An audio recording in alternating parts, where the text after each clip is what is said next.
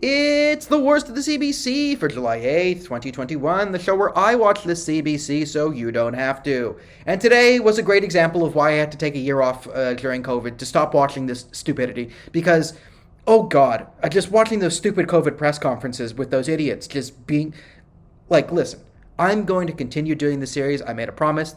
The worst of the CBC is going to continue through thick and thin. I'm going to watch this so you don't have to. Am I a hero? Yes, obviously. Move over, firefighters and policemen. Daniel is here. But these things are ridiculous. You have the Lady McFace, Solicitor General, and Christine Elliott, and they're freaking doing a press conferences and they're like, blah, blah, blah, civil liberties are bad, blah, blah, blah, blah, blah, blah, blah, Delta variant, blah, blah, blah, blah, blah, blah, blah, Delta plus, blah, blah, blah, blah, blah. Then they're done blah, blah, blahing, and then it's like time to take questions. So then they're like, when they're not talking, they're literally like, okay, now mask on. And ask a question. And then they go take the mask. It's so stupid. Like, they're talking. They're double vaccinated, besides someone else who's double vaccinated. In a room full of people already vaccinated. In a wide, like, just, you're taking the mask on and off to talk. Just keep them off, okay?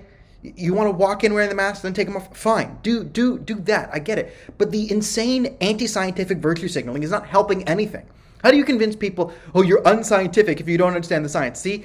Dangerous. Science. Like, come on. So stupid. I have to watch that thing. Should we have civil liberties? No. Thank you, Christine Elliott. This is so ridiculous. At one point, there was one guy who actually called them out on changing the goalposts, and they're like, we're not changing the goalposts. We're just shifting every time. Doesn't matter, peasant. Doug Ford is now our leader and dictator. Bill 195 passed, so we don't even need a parliament anymore. Right? And no one said no. The media didn't care. The only person who said no to that was like Belinda Calaharos, and they just destroyed her political career and burned her writing association to the ground. Right? And it is interesting. The media, who loves to call conservatives dictators, when Doug Ford actually became a dictator, they just didn't care. Because like, great, because if he became a dictator, Kathleen Wynne 2.0 can be a dictator, so yay. Civil liberties, freedom of speech, why would we need that? Or the media?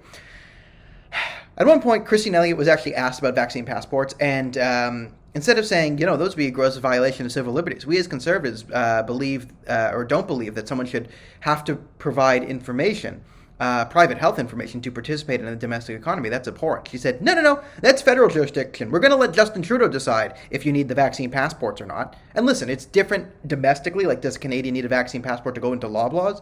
Versus does a Canadian need a vaccine passport to like go visit Brazil or something, or foreign nationals coming in? Those are two different issues. But not to Doug Ford. No civil liberties for anyone. No civil liberties. Blah blah blah blah blah blah blah blah blah.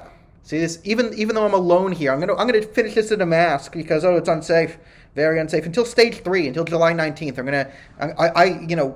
This show recommends you wear at least 3 masks when you're in the shower, and if you're alone, 4 masks.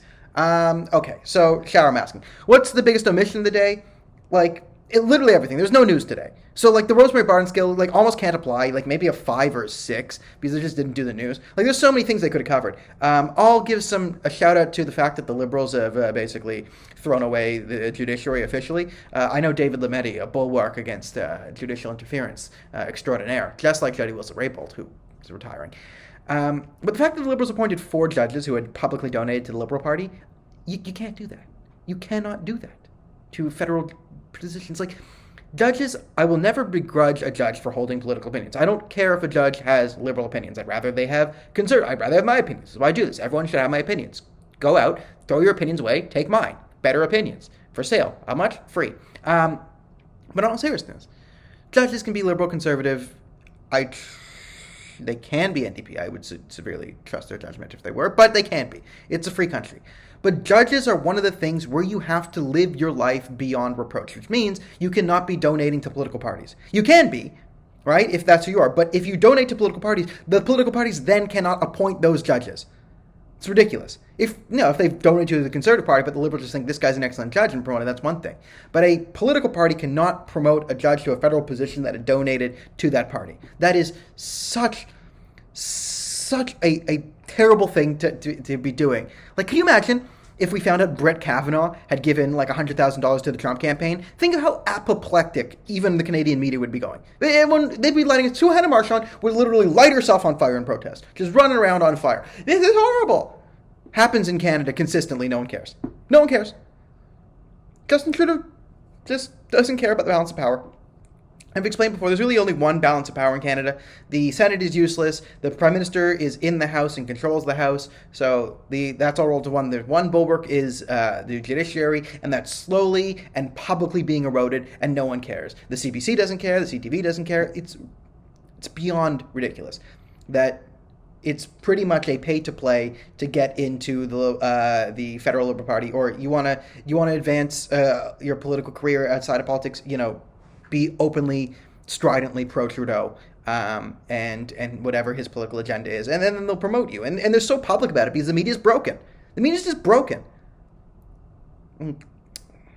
It's always a 10 out of 10 the Rosemary scale. We might have to change the Rosemary Barton scale on a scale of 11 to 20. We might have to change the Rosemary Barton scale. It might be broken forever. Who knows? I'll try and fix the Rosemary Barton scale tonight, see what I can do on it. But right now, because there was just no news, it's at a 5 or a 6 because it's just standard, nonsensical propaganda that covers nothing and informs no one and makes people feel intelligent while making them stupider.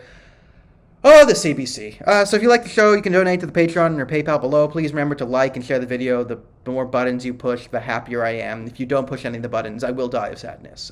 So comment below if you want me dead. Because if you do, comment, I will die. I will die, and then the Muslim Brotherhood will have a party. And you're all invited. The party is called... Ooh, how do I say this without getting sued? Anyway, it's called the Muslim Brotherhood Drinking Alcohol Drink-a-thon with lots of biddies with titties. Okay, Muslim Brotherhood officially wants biddies with titties.